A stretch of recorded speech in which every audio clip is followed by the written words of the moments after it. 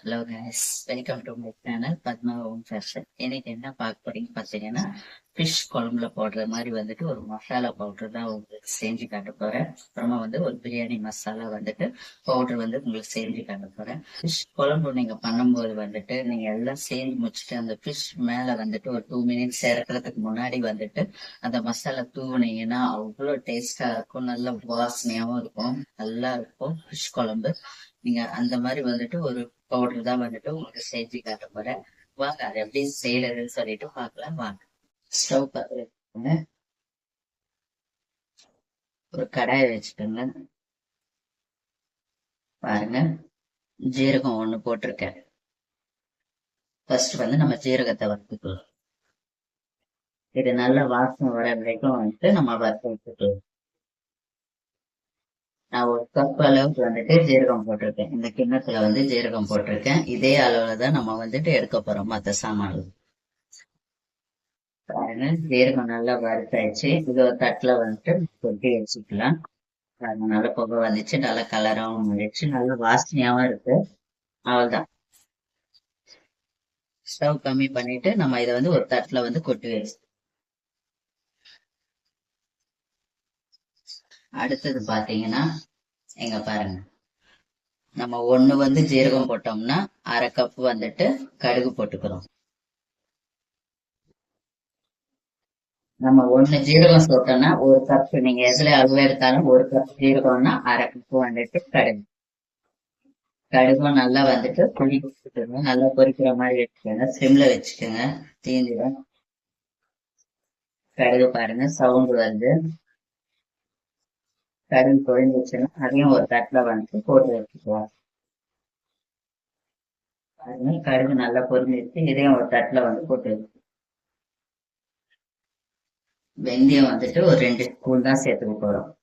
2 spoon தான். 1 2 2 spoon வெந்தயம் தான்.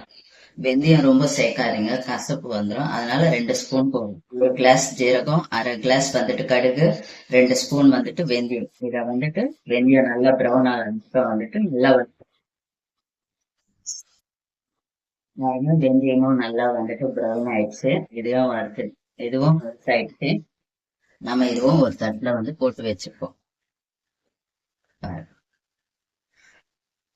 இங்க பாருங்க, 3 வறுத்தாயிடுச்சு. இந்த மாதிரி வறுத்ததை சூட ஆற வச்சுட்டு அதுக்கப்புறம் நம்ம மிக்சியில பவுடர் பண்ண போறோம். இது பவுடர் பண்ணும்போது ஒரு ஸ்பூன் உப்பு சேர்த்துதான் நம்ம பவுடர் பண்ண போறோம். ஏன்னா இது ஸ்டோரேஜ் பண்ணி வச்சுக்க போறோம் இல்லையா, பூச்சி வண்டு எதுவும் வராம இருக்கிறதுக்காக நம்ம ஸ்டோரேஜ் பண்ணிக்கிறோம். நான் கொஞ்சமா பண்ணியிருக்கேன். நீங்க நிறைய பண்றதா இருந்தா ஒரு 2 ஸ்பூன் உப்பு சேர்த்துட்டு அரைச்சுக்கோங்க மிக்சியில. இது சூட ஆற வச்சுட்டு ஃபேன் கீழே வச்சிடுவோம், சூடு ஆறட்டும். அடுத்தது நம்ம பிரியாணி மசாலா பவுடர் எப்படி செய்யறதுன்னு சொல்லிட்டு பார்க்கலாம். அதையும் நம்ம லைட்டா வறுத்துப்போம். நீங்க பாருங்க, பட்டை ஒரு 50 கிராம். பாருங்க, பட்டை போட்டுக்கிட்டேன். அதுக்கப்புறம் லவங்கம். லவங்கம் 50 கிராம், பட்டை 50 கிராம். இது ஏலக்காய். ஏலக்காய் 25 கிராம் தான் கொஞ்சமா தான் போடணும். இது 25 கிராம். இது மூணுமே போட்டுட்டு நல்லா வறுத்துக்கங்க. ரொம்ப லைட் சூடு, கை பொறுக்க சூடு இருந்தா போதும். ரொம்ப வறுக்கணும்னு அவசியம் கிடையாது. இது நம்ம மிக்சியில போட்டு பொடிதான் பண்ண போறோம். பிரியாணி மசாலா நம்ம பிரியாணி பண்ணும்போது ஒரு ஸ்பூன் போட்டோம்னா நல்லா வாசனையா இருக்கும் பிரியாணி எல்லாம். இந்த பாய் வீட்டு பிரியாணி எல்லாம் பண்றாங்கன்னா இந்த மாதிரி வறுத்து வச்சுட்டு இந்த பொடிதான் அவங்க போட்டுட்டு பண்ணுவாங்க. எப்பவுமே போடுற மாதிரி பிரியாணி எல்லாம் பண்றதப்போ மிளகாத்தூள் இதெல்லாம் போடுறாங்களே, அப்போ அந்த டைம்ல இதுவும் ஒரு ஸ்பூன் போட்டு பிரியாணில போட்டு கலக்கிட்டு பண்ணுவாங்க. ஸ்டோரேஜ் பண்ணி வச்சுக்கலாம். நம்ம லைட்டா இது கூட ஸ்டார் அனாசி இருந்தா கூட போடலாம். ரொம்ப போடாதீங்க. ஸ்டார் அனாசி ஒரு 4 இருந்தா போதும். உங்க வீட்டுல நல்ல வெயில் அடிக்குது, நல்ல மொட்டை மாடி இருக்கு அப்படின்னா நீங்க நல்லா ஒரு நாள் ஃபுல்லா நல்லா காய வச்சிட்டீங்கன்னாவே போதும். இந்த மாதிரி வறுக்கவே தேவையில்லை. அப்படியே நீங்க மிக்சியில போட்டு நல்லா பொடி பண்ணிக்கலாம். எங்க வீட்டாண்ட அடிக்கடி திடீர்னு லைட்டா தூரல் போடுது. அதனால நான் லைட்டா கடாயில வறுத்துட்டேன். நம்மளுக்கு இது வறுக்கும் போதே லைட்டா ஸ்மெல் வர ஆரம்பிக்கும். அப்பவே ஆஃப் பண்ணிடலாம் போதும். ஒரு தட்டுல போட்டுட்டு நம்ம சூட ஆற வச்சிடலாம். நம்ம இது ஒரு தட்டுல கொட்டி ஆயிடுச்சு. இதை நம்ம ஃபேன் கீழே விட்டு ஆற வச்சிடலாம். அதுக்கப்புறம் தான் நம்ம மிக்சியில போட்டு பொடி பண்ண போறோம். பாருங்க, நல்லா பிரியாணி மசாலா வந்துட்டு நம்ம வறுத்து வச்சோம் இல்லையா, அது நல்லா வந்துட்டு ஆறிடுச்சு. இதை நம்ம மிக்சியில போட்டு பொடி பண்ணிக்கலாம். மிக்சி வந்துட்டு ஈரம் இல்லாம பார்த்துருங்க. மிக்சியில போட்டாயிடுச்சு. இது வந்துட்டு நல்லா நைஸா வந்துட்டு நம்ம பவுடர் அரைச்சு நல்லா அரைச்சி எடுத்துட்டு வந்துட்டேன். இந்த பட்டை, லவங்கம், ஏலக்காய் எல்லாம் போட்டோம் இல்லையா, பிரியாணி மசாலா நல்லா அரைச்சி எடுத்துட்டு வந்துட்டேன். நைஸா அரைச்சிட்டேன். இதை வந்துட்டு தட்டுல வந்துட்டு நம்ம போட்டு கொஞ்சம் சூடா இருக்கும். நார்ன பிறகு வந்துட்டு ஸ்டோரேஜ் கண்டெய்னர்ல வந்து போட்டு வச்சுட்டேன். பிரியாணி மசாலா வந்துட்டு இப்படி இருக்கும். இது வந்து நம்ம பிரியாணி பண்ணும்போது ஒரு ஸ்பூன் போட்டு பண்ணோம்னா நல்லா வாசனையாகவும் இருக்கும். பிரியாணி நல்லா டேஸ்டாகவும் இருக்கும். அடுத்தது பார்த்தீங்கன்னா நம்ம வந்துட்டு மசாலா பவுடர் வறுத்து வச்சோம் இல்லையா, அதுவும் அரைச்சு நம்ம வந்து அரைச்சு எடுத்துட்டு வந்துடலாம். ஆறிடுச்சு நல்லா. இந்த மூணையும் ஒன்னா சேர்த்து நம்ம அரைச்சு எடுத்துட்டு வந்துடலாம்.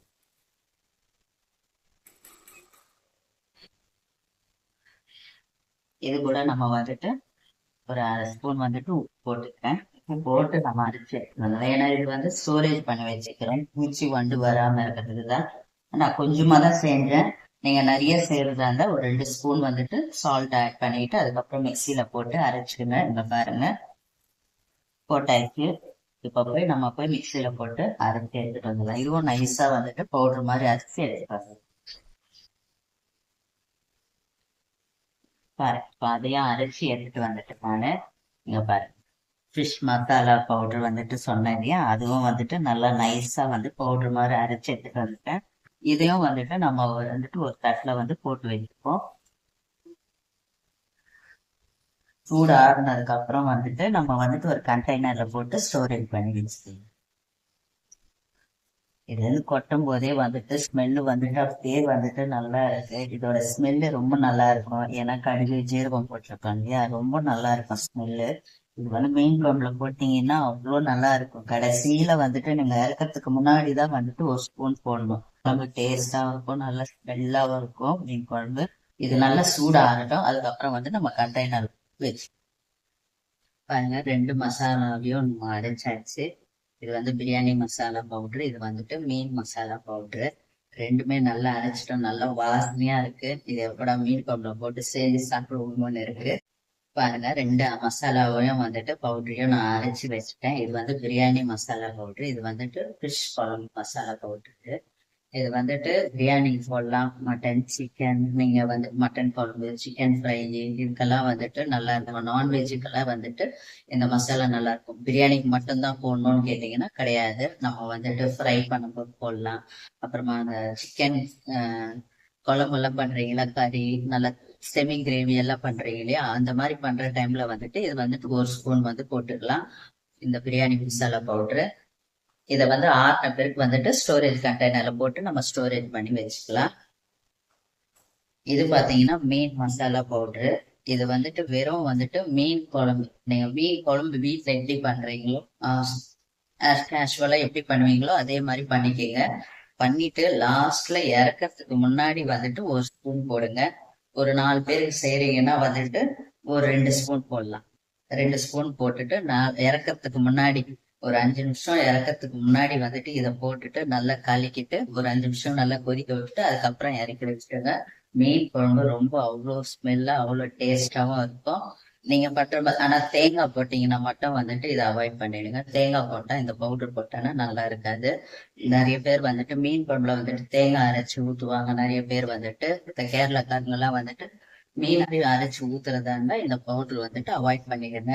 மற்றபடி நீங்க புளி போட்டு தக்காளி போட்டு நல்லா வதக்கி புளி போட்டு வேக வைக்கிறீங்க இல்லையா மீனை, அந்த மாதிரி பண்றதா இருந்தா இந்த பவுடரை பண்ணுங்க, ரொம்ப நல்லா இருக்கு. இது வாசனைக்காக போடுறது, காரத்துக்காக போடுறது கிடையாது. இது வந்துட்டு வாசனைக்காக போடுறது. ஸ்மெல் நல்லா இருக்கும், டேஸ்டாகவும் இருக்கும் லைட்டா வந்துட்டு. அதுக்காக போட வேண்டிய மசாலா பவுடர் தான் இது. இது வந்துட்டு இறக்கறதுக்கு முன்னாடிதான் நீங்க போடணும், முன்னாடியே போடக்கூடாது. இறக்கறதுக்கு ஒரு 5 நிமிஷத்துக்கு முன்னாடி போட்டு கலக்கிட்டு அதுக்கப்புறம் வந்துட்டு மீன் குழம்புல போட்டு கலக்கிட்டு இறக்கி வச்சுக்கோங்க, கொத்தமல்லி போட்டு.